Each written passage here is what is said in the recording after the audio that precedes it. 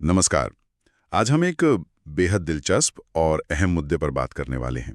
आज़ादी मतलब स्वतंत्रता।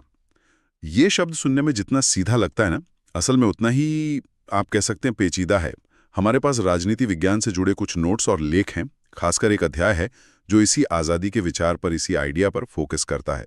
तो आज हमारा इरादा है इस बड़े विचार की परतें खोलना, समझने की कोशिश करेंगे कि भई एक इंसान के लिए और पूरे समाज के लिए आज़ादी के मायने क्या हैं, इसके अलग अलग पहलू कौन से हैं, और एक बहुत ज़रूरी सवाल, क्या कभी आज़ादी पर लगाम लगाना मतलब रोक लगाना सही हो सकता है? देखिए, इतिहास तो भरा पड़ा है ऐसी कहानियों से जहां लोगों ने आज़ादी के लिए अपनी जान तक दे दी है। नेल्सन मंडेला को याद करें आप, उनकी किताब का नाम ही था स्वतंत्रता के लिए लंबी यात्रा। या फिर म्यांमार की आंग सान सू की, उनका संघर्ष। ये मिसालें चीख चीख के कहती हैं कि आज़ादी सिर्फ एक किताबी शब्द नहीं है, ये इंसान की रग रग में बसी एक गहरी चाहत है। तो चलिए इसी चाहत को थोड़ा और समझने की कोशिश करते हैं आज। नेल्सन मंडेला की कहानी से ही शुरू करते हैं। लॉन्ग वॉक टू फ्रीडम, ये टाइटल ही कितना कुछ कह देता है। दक्षिण अफ्रीका में वो रंग भेद का भयानक दौर। जरा सोचिए, लोगों पर कैसी कैसी पाबंदियां थी। सरकार तय करती थी कि आप किस शहर में रह सकते हैं, कहाँ घूम सकते हैं, अरे यहां तक कि आप शादी किससे कर सकते हैं, ये सब सरकार तय कर रही थी। ये सिर्फ कोई राजनीतिक लड़ाई नहीं थी, ये तो हर इंसान की निजी जिंदगी पर सीधा हमला था। और मंडेला ने उन्होंने इसके खिलाफ आवाज उठाई। नतीजा क्या हुआ? अपनी जवानी के 27 साल, सोचिए, 27 साल जेल की काल कोठरी में गुजार दिए। अपने पसंदीदा खेल, वो बॉक्सिंग करते थे, उससे दूर, दोस्तों से बात किए बिना, अपनी पसंद के कपड़े या संगीत, कुछ नहीं। और कमाल की बात यह है, वो कहते थे कि ये लड़ाई सिर्फ काले लोगों की आज़ादी के लिए नहीं थी, बल्कि गोरों को भी उनके जो पूर्वाग्रह थे, जो उनके दिमाग में बंधन थे, उनसे आज़ाद कराने के लिए थी। है कि आज़ादी की प्यास कितनी बुनियादी है, कितनी फाउंडेशनल है। ये सिर्फ बाहरी जंजीरों से छुटकारा पाना नहीं है, ये इस बात की चाहत है कि भाई हमारी जिंदगी का रिमोट कंट्रोल हमारे अपने हाथ में हो, हम अपने फैसले खुद ले सकें, हम जो महसूस करते हैं, जो करना चाहते हैं, उसे खुलकर कर सकें, बिना किसी डर के। और ये बात सिर्फ एक व्यक्ति पर लागू नहीं होती, पूरे के पूरे समाज, वो अपनी पहचान, अपनी संस्कृति, अपने भविष्य को बचाने के लिए आज़ादी को सबसे ऊपर रखते हैं। उन्हें बरसों तक उनके ही घर में नजरबंद रखा गया, अपने बच्चों से दूर। और हद तो तब हो गई, मुझे याद है, पढ़ा था मैंने, जब उनके पति कैंसर से जूझ रहे थे, उन्हें इंग्लैंड जाके मिलने तक नहीं दिया गया। क्यों? क्योंकि हुकूमत को डर था कि अगर वो एक बार गईं तो शायद वापस ना आ पाएं और उनका आंदोलन थम जाएगा। उनकी किताब का नाम भी बहुत सोचने पर मजबूर करता है, फ्रीडम फ्रॉम फियर, डर से आज़ादी।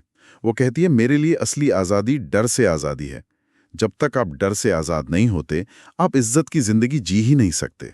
इसका मतलब क्या हुआ? मतलब ये कि हमें न तो लोगों की बातों से डरना है, न सरकार के रवैये से, न समाज क्या कहेगा इस डर से, न कोई मजाक उड़ाएगा इस डर से। बिल्कुल।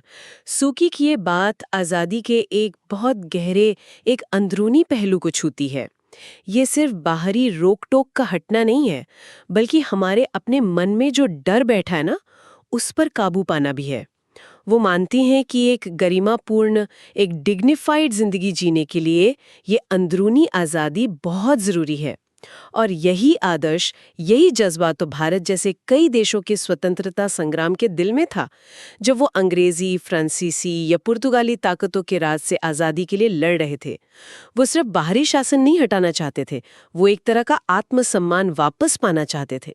तो फिर सवाल उठता है कि आखिर ये स्वतंत्रता या आज़ादी है क्या भला, अगर बिल्कुल सीधे सरल शब्दों में कहें तो? देखिए, सबसे आसान जवाब तो यही है कि किसी व्यक्ति पर बाहरी बंदिशों का न होना। हम्म, मतलब कोई रोक टोक ना हो। हम्म, अगर कोई बाहर से आपको कंट्रोल नहीं कर रहा, कोई दबाव नहीं डाल रहा, और आप बिना किसी पर निर्भर हुए अपने फैसले खुद ले पा रहे हैं, तो आप आजाद हैं। हम्म, इसको आप चाहें तो नकारात्मक स्वतंत्रता कह सकते हैं। बिल्कुल, मतलब किसी चीज का न होना, बिल्कुल। बाहरी रोक टोक का न होना। लेकिन क्या बात सिर्फ इतनी ही है कि बस कोई हमें रोक टोक ना रहा हो? नहीं नहीं, ये तस्वीर का सिर्फ एक हिस्सा है। हम्म, आजादी का एक दूसरा पहलू भी है, जिससे हम सकारात्मक कह सकते हैं। हम्म, इसका मतलब है कि व्यक्ति के अंदर जो काबिलियत है, हम्म, जो हुनर है, जो पोटेंशियल है उसे खुलकर सामने लाने और निखारने का मौका मिलना।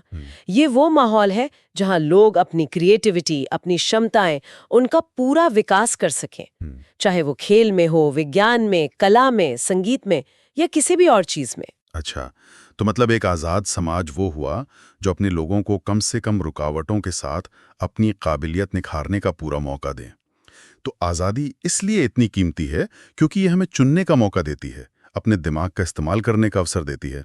सही कहा। बिल्कुल। और इसी से जुड़ी एक बहुत खास भारतीय अवधारणा है, आपने भी सुना होगा, स्वराज। हाँ, स्वराज। ये शब्द तो हमने स्वतंत्रता संग्राम में खूब सुना है। तिलक का वो नारा था, स्वराज्य मेरा जन्मसिद्ध अधिकार है और मैं इसे लेकर रहूंगा। सही। स्वराज का मतलब है स्व, यानी खुद का शासन। ये अपने ऊपर भी शासन हो सकता है और अपने देश पर भी। स्वतंत्रता आंदोलन के दौरान इसका मतलब मुख्य रूप से राजनीतिक आजादी था, मतलब अंग्रेजों से आजादी। लेकिन मैंने सुना है गांधी जी स्वराज को और गहरे मायने देते थे, कुछ अलग था उनका विचार। हाँ, बिल्कुल। गांधी जी ने इसे एक अलग ही ऊंचाई दी। अपनी किताब हिंद स्वराज में वो लिखते हैं, जब हम खुद पर राज करना सीख लेते हैं वही स्वराज है। उनके लिए स्वराज सिर्फ अंग्रेजों से या बाहरी ताकतों से आज़ादी नहीं थी, ये उन तौर तरीकों, उन संस्थाओं से भी आज़ादी थी जो इंसान को इंसान नहीं रहने देती, जो उसे बस एक मशीन बना देती हैं। गांधी जी के स्वराज में आत्मसम्मान था, अपनी जिम्मेदारियों को समझना था और खुद को जानना, यानी आत्म साक्षात्कार शामिल था। उनका मानना था कि स्वराज से जो बदलाव आएंगे वो इंसाफ के उसूलों पर टिके होंगे और इससे न सिर्फ व्यक्ति बल्कि पूरे समाज की तरक्की के नए रास्ते खुलेंगे। आप सोचिए ये विचार आज भी कितना जरूरी और प्रासंगिक लगता है। ये बात तो सही है, लेकिन ये जो आजादी पर रोक टोक या प्रतिबंध लगते हैं जिसकी हम बात कर रहे थे, ये आते कहाँ से हैं? कौन लगाता है ये बंदिशें? एक प्रतिबंधों के कई स्रोत हो सकते हैं। सबसे सीधा तो है जोर जबरदस्ती और बाहरी कंट्रोल, जैसे पुराने जमाने में राजाओं का शासन था या अंग्रेजों का राज, या दक्षिण अफ्रीका में वो रंग भेद वाली सरकार। ये सब कानून और ताकत के दम पर लोगों की आजादी छीनते थे। और आजकल के लोकतांत्रिक देशों में क्या वहां कोई खतरा नहीं? वहां तो लोगों की चुनी हुई सरकार होती है। हाँ, लोकतांत्रिक सरकारें आजादी की रक्षा कर सकती हैं, ये सच है, क्योंकि वहां नागरिकों का सरकार पर कुछ हद तक कंट्रोल होता है। लेकिन खतरा वहां भी है। प्रतिबंध सिर्फ सरकार ही नहीं लगाती, समाज में जो गहरी जड़ें जमा चुकी असमानता है वो भी आजादी छीन सकती है। जैसे भारत में जाति व्यवस्था के कारण कुछ तबकों को सदियों तक मौकों से वंचित रखा गया, उनकी आजादी तो सीमित हो गई ना। या फिर बहुत ज्यादा आर्थिक असमानता, जब कुछ लोग इतने गरीब हों कि उनके पास जीने के लिए कोई विकल्प ही ना बचे, तो उनकी आजादी का क्या मतलब रह जाता है। हाँ, ये बात नेताजी सुभाष चंद्र बोस ने भी उठाई थी। मुझे याद आ रहा है, शायद 1929 में लाहौर में छात्रों को संबोधित करते हुए उन्होंने कहा था कि हमें ऐसी मुकम्मल आज़ादी चाहिए जो हर इंसान की हो, हर समाज की हो, अमीर गरीब, मर्द औरत, हर तबके की। मतलब सिर्फ राजनीतिक गुलामी से छुटकारा नहीं, बल्कि दौलत का बराबर बंटवारा, जाति पाति की दीवारों का टूटना, ऊंच नीच का भेद खत्म होना और सांप्रदायिकता और धार्मिक नफरत का अंत भी जरूरी है। कितनी दूर की सोच थी। बिल्कुल। लेकिन यहाँ एक बड़ा सवाल खड़ा होता है, क्या हमें सचमुच किसी भी तरह के प्रतिबंध की जरूरत नहीं है? क्या हम एक ऐसी दुनिया में रह सकते हैं जहाँ कोई रोक टोक, कोई नियम कायदा हो ही ना? सुनने में तो बहुत अच्छा लगता है, पूरी आजादी, पर शायद ये मुमकिन नहीं है। लगता तो नहीं। शायद नहीं। जरा सोचिए, समाज में अलग अलग तरह के लोग हैं, सबके अपने अपने विचार हैं, अपनी अपनी इच्छाएं हैं। अक्सर इनमें टकराव होता है। चीजें सीमित हैं, जैसे पैसा है, जमीन है, मौके हैं, तो उनके लिए मुकाबला होता है। हम रोज देखते हैं सड़क पर, जरा सी बात पर गुस्सा आ जाता है लोगों को, पार्किंग की लड़ाई हो जाती है, जमीन जायदाद के झगड़े, अरे यहाँ तक कि किसी फिल्म पर अलग राय को लेकर भी लोग भिड़ जाते हैं।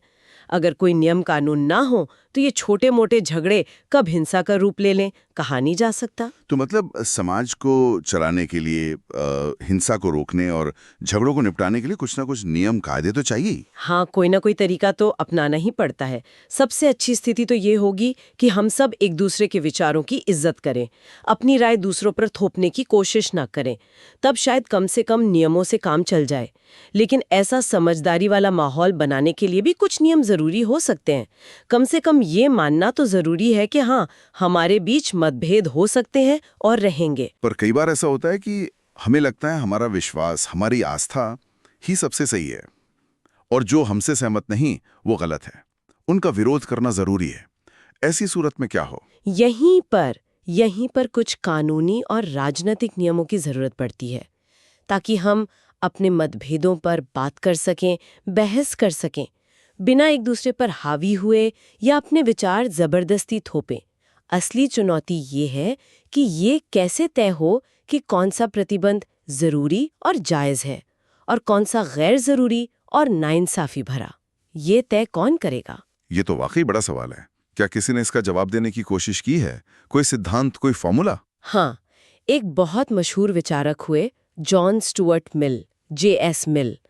उन्होंने अपनी किताब ऑन लिबर्टी में इसी सवाल से जूझने के लिए एक सिद्धांत दिया था, जिसे हानि सिद्धांत या हार्म प्रिंसिपल कहते हैं। हानि सिद्धांत? अच्छा, ये क्या है? मिल का कहना था कि किसी भी इंसान की आज़ादी में दखल देने का, चाहे वो कोई अकेला व्यक्ति हो या पूरा समाज, सिर्फ और सिर्फ एक ही जायज़ कारण हो सकता है, और वो है खुद की रक्षा करना या किसी दूसरे को नुकसान से बचाना। मतलब आप तब तक आज़ाद हैं कुछ भी करने के लिए जब तक आपके काम से किसी और को सीधा नुकसान, ध्यान दीजिएगा, सीधा नुकसान न पहुंच रहा हो। अच्छा, तो मिल ने कामों को 2 हिस्सों में बांटा, कुछ ऐसा? हाँ बिल्कुल। उन्होंने 2 तरह के कामों में फर्क किया। एक स्वसंबंध काम, यानी ऐसे काम जिनका असर सिर्फ करने वाले पर पड़ता है, और दूसरे परसंबंध काम, यानी ऐसे काम जिनका असर करने वाले के अलावा दूसरों पर भी पड़ता है। मिल का तर्क था कि जो काम स्वसंबंध है उनमें किसी बाहरी ताकत, चाहे वो सरकार हो या समाज, को दखल देने का कोई हक नहीं है। आप इसे ऐसे समझ सकते हैं, भाई ये मेरा काम है, मैं इसे जैसे चाहूं करूं, अगर इससे तुम पे कोई असर नहीं पड़ रहा तो तुम्हें क्या लेना देना। और पर संबंध कामों का क्या, जिनका असर दूसरों पर पड़ता है? अगर कोई काम ऐसा है जिससे दूसरों को नुकसान पहुंच सकता है तो वहां बाहरी रोक टोक लगाई जा सकती है। यानी अगर तुम्हारे काम से मुझे कोई नुकसान हो रहा है तो कोई बाहरी सत्ता, जैसे कि कानून, मुझे इस नुकसान से बचाने के लिए दखल दे सकती है। सरकार किसी व्यक्ति को ऐसा काम करने से रोक सकती है जिससे दूसरों को नुकसान पहुंचता हो। लेकिन ये नुकसान कैसा होना चाहिए? अब मान लीजिए किसी के तेज म्यूजिक से मुझे थोड़ी परेशानी हो रही है, नींद नहीं आ रही है, क्या ये भी नुकसान है जिस पर रोक लगनी चाहिए? ये बहुत जरूरी पॉइंट उठाया आपने। मिल के मुताबिक नुकसान गंभीर होना चाहिए, सीरियस हार्म। छोटी मोटी दिक्कतों या परेशानियों के लिए मिल कानून का डंडा चलाने की बजाय समाज की नामंजूरी, मतलब सोशल डिसअप्रूवल, को काफी मानते थे। जैसे आपने म्यूजिक वाला उदाहरण दिया, मिल शायद कहेंगे कि इसके लिए पुलिस बुलाने की जरूरत नहीं, हो सकता है बाकी लोग उससे बात करना बंद कर दें या अपनी नाराजगी जता दें, यही काफी है। कानून का इस्तेमाल तभी सही है जब किसी व्यक्ति या कुछ खास लोगों को वाकई गंभीर नुकसान पहुंचाया जा रहा हो। मतलब थोड़ी बहुत असुविधा तो हमें बर्दाश्त करनी चाहिए ताकि सबकी आजादी बची रहे, ये मतलब हुआ। बिल्कुल। मिल का यही कहना था कि समाज को थोड़ी कीमत चुकानी पड़ती है आजादी को बचाने के लिए। हमें अलग अलग तरह की जीवन शैलियों, अलग अलग विचारों और हितों को सहने के लिए तैयार रहना चाहिए, जब तक कि उनसे दूसरों को कोई गंभीर खतरा ना हो। लेकिन ये सहनशीलता कहाँ तक? क्या नफरत फैलाने वाले भाषणों या कामों को भी सहना चाहिए? अगर कोई समूह दूसरों के खिलाफ हिंसा भड़का रहा हो तो? नहीं, यहाँ सीमा आ जाती है। मिल की सहनशीलता उन विचारों या कामों तक नहीं जाती जो लोगों को सीधे खतरे में डालते हों या उनके खिलाफ नफरत भड़काते हों। नफरत फैलाने वाले भाषणों, हेट स्पीच और गंभीर नुकसान पहुंचाने वाले कामों पर रोक लगाई जा सकती है, जरूर लगाई जानी चाहिए, लेकिन ये रोक ऐसी भी ना हो कि आज़ादी का गला ही घोंट दे। ये संतुलन बहुत नाजुक है। भारतीय संविधान की बहसों में इसी संतुलन को साधने के लिए औचित्यपूर्ण प्रतिबंध यानी रीजनेबल रिस्ट्रिक्शंस शब्द का इस्तेमाल हुआ है। मतलब आज़ादी पर रोक लगाई तो जा सकती है, पर वो रोक वाजिब होनी चाहिए, तर्क की कसौटी पर खरी उतरनी चाहिए और ज़रूरत से ज़्यादा नहीं होनी चाहिए। सबसे ज़रूरी बात यह है कि हमें रोक लगाने की आदत नहीं डालनी चाहिए, क्योंकि ये आदत आज़ादी के लिए बहुत खतरनाक साबित हो सकती है। हमने शुरू में आज़ादी के 2 पहलुओं की बात की थी, एक तो बाहरी रोक टोक का ना होना और दूसरा अपनी काबिलियत निखारने का मौका मिलना। इन्हें आपने नकारात्मक और सकारात्मक स्वतंत्रता कहा था, जरा इसे और खोलेंगे, ये क्या है? जरूर। नेगेटिव लिबर्टी उसका मकसद है हमारी जिंदगी का एक ऐसा दायरा पहचानना और उसे बचाना जिसमें कोई दखल न दे सके, कोई इंटरफियर ना करे। एक ऐसा निजी कोना या पवित्र क्षेत्र कह लीजिए जहां व्यक्ति जो चाहे वो हो, वो बने, वो करे, बिना किसी बाहरी कंट्रोल के। ये दायरा जितना बड़ा होगा उतनी ज्यादा आजादी मानी जाएगी। इसका मूल सवाल है, मेरी जिंदगी का वो कौन सा हिस्सा है जिसका मालिक सिर्फ मैं हूं? जिसे मैं क्या पहनता हूं, क्या ये मेरे उस निजी दायरे में आता है? मान लीजिए स्कूल या ऑफिस या खेल के मैदान में क्या पहनना है, ये कौन तय करेगा? क्या इसमें सरकार या कोई धार्मिक संस्था या खेल की एसोसिएशन दखल दे सकती है? यही सवाल नकारात्मक स्वतंत्रता उठाती है। वो कहती है कि हर व्यक्ति के लिए एक ऐसा न्यूनतम दायरा होना जरूरी है जिसमें दखलंदाजी ना हो, जहां वो खुद को अभिव्यक्त कर सके। ठीक है, और सकारात्मक स्वतंत्रता, पॉजिटिव लिबर्टी, वो क्या है? सकारात्मक स्वतंत्रता का लेना देना है कुछ करने की आजादी से, फ्रीडम टू डू समथिंग। ये बाहरी रोक टोक के ना होने से आगे जाती है। ये पूछती है, क्या मेरे पास वो साधन और मौके हैं जिनसे मैं अपनी जिंदगी को बेहतर बना सकूं, अपनी मंजिल पा सकूं? इसका मूल सवाल है, मुझ पर राज कौन करता है? और इसका आदर्श जवाब है, मैं खुद पर राज करता हूं। इसे किसी आसान उदाहरण से समझा सकते हैं? हाँ, सोचिए एक बीज है। उसे खिलकर पौधा बनने के लिए सिर्फ आजादी, मतलब कोई उसे कुचले नहीं, ये काफी नहीं है। उसे अच्छी मिट्टी, पानी, धूप, यानी एक सही माहौल भी चाहिए, है ना?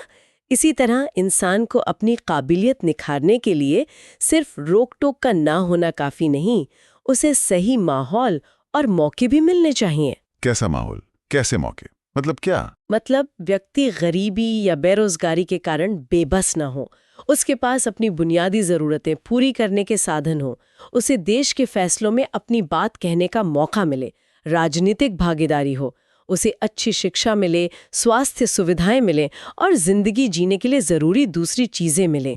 सकारात्मक स्वतंत्रता मानती है कि इंसान समाज में रहकर ही तरक्की कर सकता है, इसलिए समाज को ऐसा बनाना होगा जो हर व्यक्ति के विकास में मददगार हो, उसके रास्ते साफ करे। हालांकि यहाँ एक खतरा भी है, ये भी ध्यान रखना चाहिए। खतरा? कैसा खतरा? इतिहास में कई तानाशाहों ने लोगों की भलाई और सकारात्मक स्वतंत्रता के नाम पर ही अपनी तानाशाही को सही ठहराया है। वो कहते हैं कि हम जानते हैं तुम्हारे लिए क्या अच्छा है, और इस नाम पर लोगों की असल आज़ादी छीन लेते हैं। इसलिए दोनों तरह की स्वतंत्रता, रोक टोक से आज़ादी नकारात्मक और कुछ करने की क्षमता वाली आज़ादी सकारात्मक, में संतुलन साधना बहुत जरूरी है। अब आते हैं एक और गर्मागर्म मुद्दे पर, अभिव्यक्ति की स्वतंत्रता, फ्रीडम ऑफ एक्सप्रेशन। ये अक्सर उसी निजी दायरे या नकारात्मक स्वतंत्रता से जुड़ा माना जाता है ना, जहां दखलंदाजी नहीं होनी चाहिए।